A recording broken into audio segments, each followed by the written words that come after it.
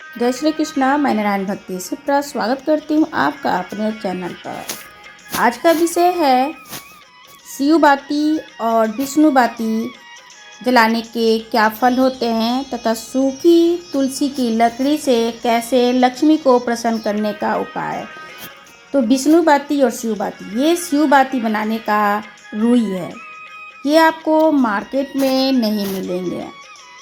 इस रुई को अकवन का रुई भी कहते हैं। इसे प्रदोष, तेरस, सोमवार का व्रत तथा पशुपति व्रत में जलाए जाते हैं, जिससे कि शिव की कृपा प्राप्त होती है। ये है साधारण रुई जो मार्केट में बाती बनाने के लिए मिलता है, और ये है अकवन का रुई। तो इस रुई को आप विष्णु भगवान के आगे भी जला सकते हैं और शिवालय में भी जला सकते हैं।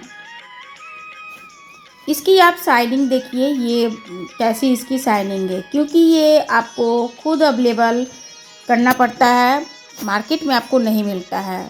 जहाँ पे अकवन की खेती हो रही होगी या तो अकवन आपको दिख रहे होंगे, जहाँ से आप अकवन का फूल तोड़ते हैं, वहाँ से आपको ये रुई मिल जाता है। मोटे मोटे परवल के जैसे इसके फल लगते हैं। फल को सुखाने के बाद उसमें से ये रुई निकलती है, और ये रुई बहुत ही आसानी से ये ऐसे दीप बन जाते हैं। आप इस बाती को लंबी बाती भी बना सकते हैं और गोल बाती भी बना सकते हैं।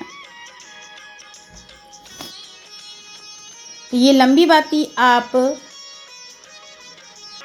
बेलपत्र वृक्ष के नीचे भी जला सकते हैं, और शिवालय में तो गोल बाती ही जलानी चाहिए, क्योंकि देव के लिए गोल बाती जलता है और लक्ष्मी के लिए लंबी वाली बाती बनती है। हमारे चैनल पर 108 शिव बाती हैं तथा 365 बाती के भी बाती हैं तथा विष्णु बाती भी मिलेंगे। तो ये बन गया शिव बाती, जो अकवन के फूल में जो रुई निकलते हैं उससे बनते हैं। इसे शिवालय में जलाया जाए, विष्णु के लिए भी जलाया जाए, कार्तिक के माह में भी जलाए जा सकते हैं। तो हमें तुलसी की सूखी लकड़ी लेना चाहिए, और जो बिल्कुल कच्चे पतले वाले हल्के वाले जो तिनका होता है, आगे जो देखने पे बिल्कुल आराम से वो मुड़ जाता है, बिल्कुल पतला होता है, तो उसके बाती बहुत ही ज़्यादा अच्छे बनते हैं। और जो मोटे वाले जो लकड़ी होता है, उसका जड़ होता है, तो उसको हम विष्णु तिलक, हरि तिलक में प्रयोग करेंगे। तो विष्णु तिलक, हरि तिलक कैसे बनाते हैं वो भी आपको इसी वीडियो में देखने को मिलेगा। तो लास्ट तक बने रहें, और अगर आपको जानकारी अच्छी लग रही हो तो हमारे चैनल को सब्सक्राइब भी करें। अगर कोई सवाल हो तो कमेंट में भी दें, मैं आपकी कमेंट पढ़कर आपकी सवालों का जवाब मैं दूंगी। तो इस तरीके से आप तुलसी की नाजुक पतली जो तिनके होते हैं उसे आप निकाल लें। इस तिनके को आप चतुर्मास यानी 4 महीने जो लग गए हैं, निर्जला एकादशी से लेकर देवउठान एकादशी तक, इसे एक बाती डेली शाम को अपने घर के मंदिर में विष्णु भगवान के आगे जलाइए। तो जलाने से लक्ष्मी प्रसन्न होती हैं। तो विष्णु भगवान का ही चतुर्मास होता है, उनकी प्रिय, उनके खुशी के लिए हम सब वो 4 महीने कार्य करते हैं।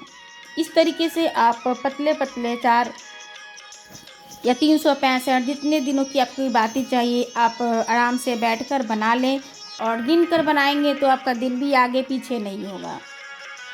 और देखिए, बहुत ही आसानी से एक तिनका को लेंगे और लेकर इस रुई के अंदर इसको लपेट देंगे।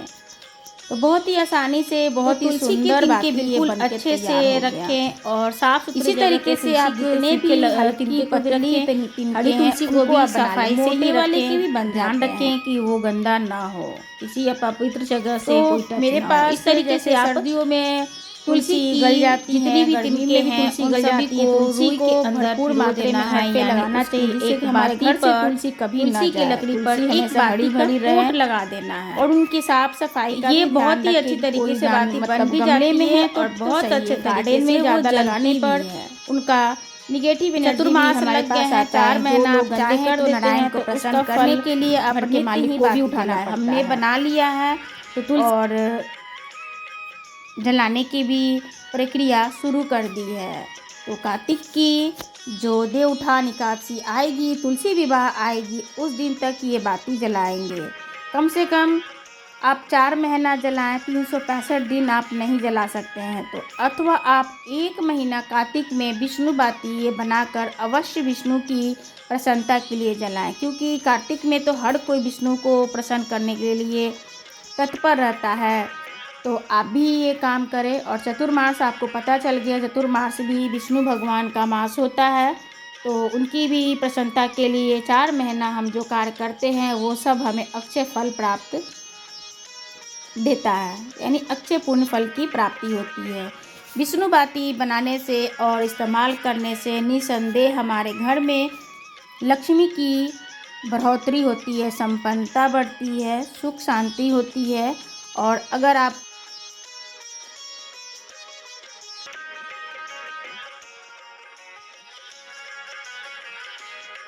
हरी चंदन कैसे बनाते, ये तो हरी बाती बनाए हमने तुलसी की। अभी हरी चंदन तुलसी की जो सूखी हुई जड़ें होती हैं, उस जड़े को आप ठीक से साफ़ कर लें। उस पर जो अगर थोड़े बहुत ये लग जाते हैं छिलके, इनको हटा दें और साफ़ करके रख लें। 4 महीने तो विशेष करके आपको हरी चंदन का तिलक लगाना चाहिए। गोपी चंदन, हरी चंदन ज़रूरी इस्तेमाल करना चाहिए। 4 महीना नहीं कर सकते हैं तो कम से कम 1 महीना करें।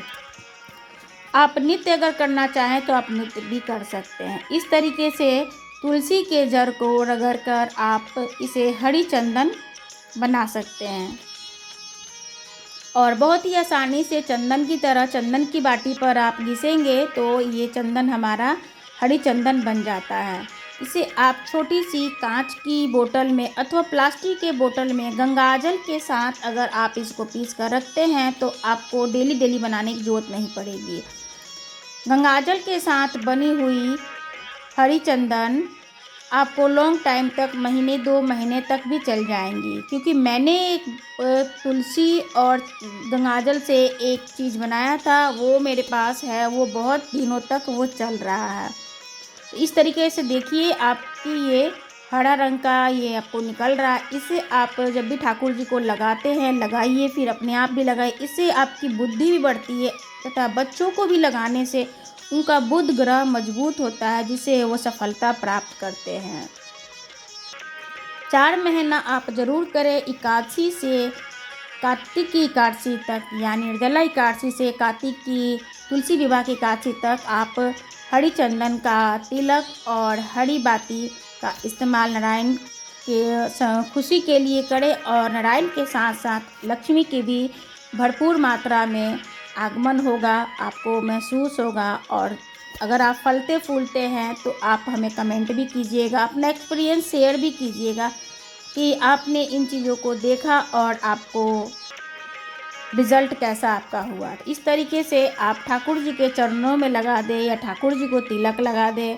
तो हमारे राधे कृष्ण जी की है ये तस्वीर, तो हमने चरण में लगा दिया, उसके बाद हमने अपने तिलक के स्थान पर धारण कर लिया। तो इस विष्णु बाती, ये विष्णु तिलक लगाते हैं, जहाँ हम बिंदी लगाते हैं उसके नीचे साइड में हम लगाते हैं। सिंदूर का तिलक हम लगाते हैं जहाँ हम बिंदी लगाते हैं उसके ऊपर, और विष्णु चंदन हम लगाते हैं, बिंदी लगाते हैं जहाँ उसके नीचे, नाक से थोड़ा सा ऊपर, ये हम विष्णु चंदन हम लगाते हैं। अब मैं आपको ये तीनों बाती जलाकर मैं दिखाती हूँ कि किस तरीके से ये बाती जलते हैं। फिर मैं आपसे आग्रह करूँगी, अगर आप चैनल पर हमारे नए हैं तो चैनल को सब्सक्राइब कर दें और इन सभी बाती को आप एक एक करके घी में डुबो दें।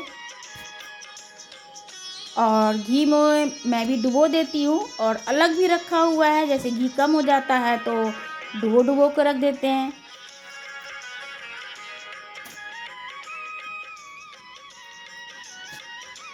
धार्मिक चैनल को अपना सहयोग अवश्य दिया करें। मेरा चैनल हो अथवा किसी का भी चैनल हो, जो भी धर्म से रिलेटेड उनकी वीडियो आती हैं तो आप उनको ज़रूर सब्सक्राइब किया करें।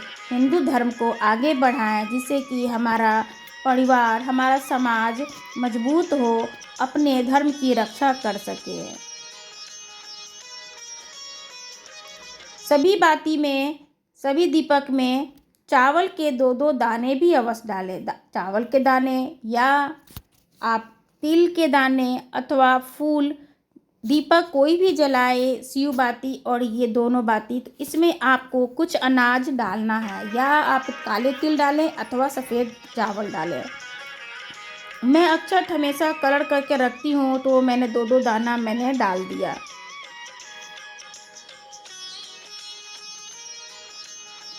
आप भी अक्षत को एक ही बार कलर कर ले। मेरी एक अक्षत बनाने की वीडियो है जो कि आपके हाथों में कलर भी नहीं लगेंगे और वो अक्षत लॉन्ग टाइम तक बहुत ही सही ढंग से चलेगा। कोई भी बाती जलाते हैं तो उसके नीचे हमें आसन देना होता है, तो सभी बाती के नीचे आप आसन भी दे दें। माना कि मैं ये वीडियो बनाने के लिए ये बाती बना रही हूँ और जला रही हूँ, लेकिन मैं मंदिर में ही बना रही हूँ। मैं मान के बना रही हूँ कि नारायण के लिए बन रहा है तथा शंभू भोलेनाथ के लिए ही जल रहा है। आशा करते हैं आपको ये जानकारी, तो आप आगे देखेंगे कि दीपक मैं भगवान को अर्पित करूँगी। ऐसा नहीं है कि केवल मैं वीडियो बनाने के लिए आपको ये दीपक मैं दिखा रही हूँ।